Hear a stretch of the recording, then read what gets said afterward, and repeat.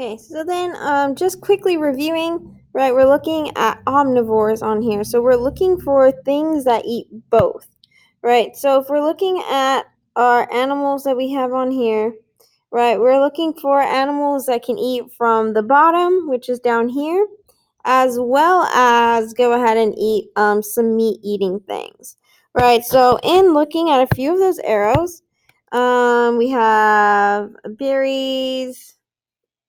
You guys are going ahead and you guys are kind of looking around here, and you guys will see that we don't really have any animals that go ahead and that eat both plants and animals, right?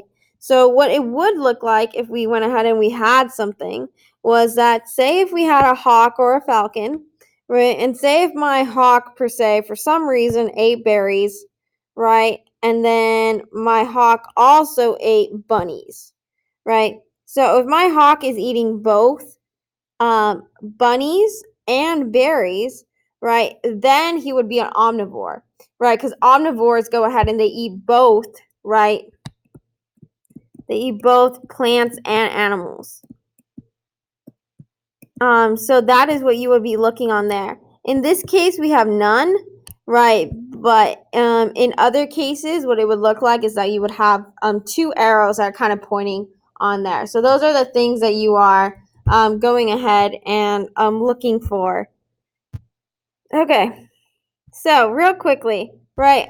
You guys are going to have to be able to build your own food web, right? So you guys have to basically build a food web from scratch, and to be able to go ahead and to be able to do that, you have to know pretty much what is kind of happening on here. So we are going to go ahead and I'm going to make a separate one right here on the side, and then we will kind of go ahead and we'll start it off from there. So we have our grass, and we have our grass, and now we have to go ahead and we have to look on here, and we have to determine what is happening. So our grass is eaten by the rabbit because the rabbit eats plants.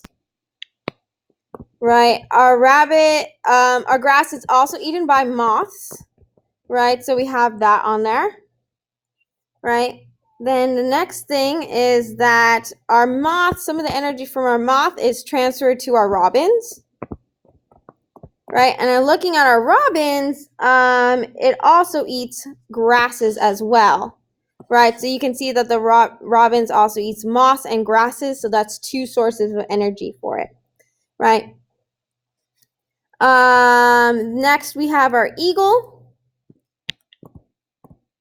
Our eagle eats other birds and rabbits. So our eagle is getting energy from robins, and our eagle is getting energy from rabbits, right? And then we have our mountain lions, right? And it eats birds of prey, which is our eagle, and it also eats rabbits. So you guys can see here that when you guys are looking on this, this is our producers, is our primary consumers. This one can function as a secondary consumer, right? This one can either be tertiary or secondary, and this one is definitely like tertiary or quaternary, right? But our mountain lions function as our top predator.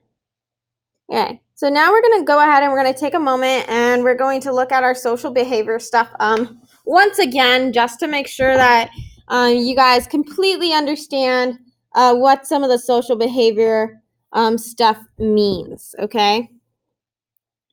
So, again, social behavior means that you guys are going ahead and you live in a group, right? So this is a group living sort of deal. So group living.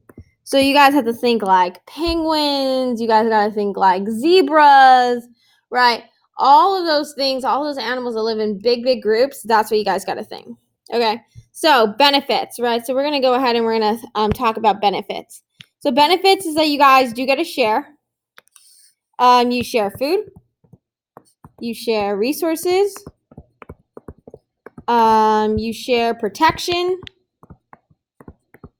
And you also are able to go ahead and you're able to help each other out, basically, right? So those are the big like advantages, like help as in hunting, right? So you get hunting help, you get help raising young, all of those things, right? Help when you're hurt, right? Help when you're sick, right? All of those things are good things to have, right?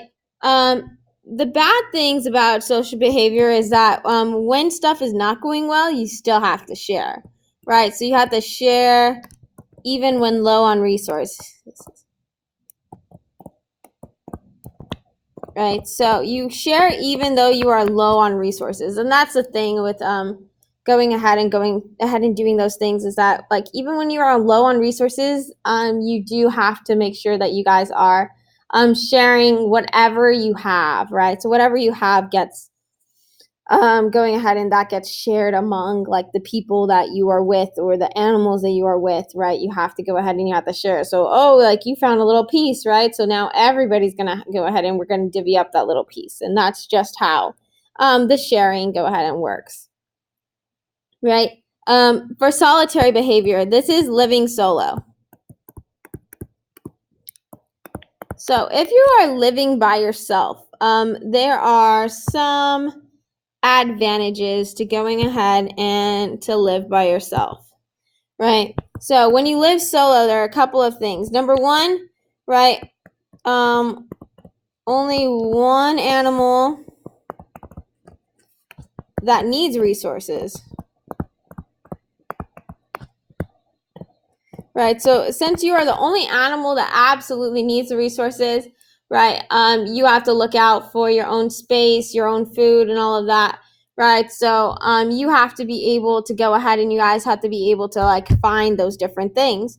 And that's one of the advantages. So when resources are low and if you're a good hunter and you're able to find it, right, that is going to benefit you a lot. The bad thing is that in solitary behavior, right, if you are not able to go ahead, if you're not able to find something, right, you basically have to suffer the consequences of it, right? So you are still responsible. So you're still responsible for yourself.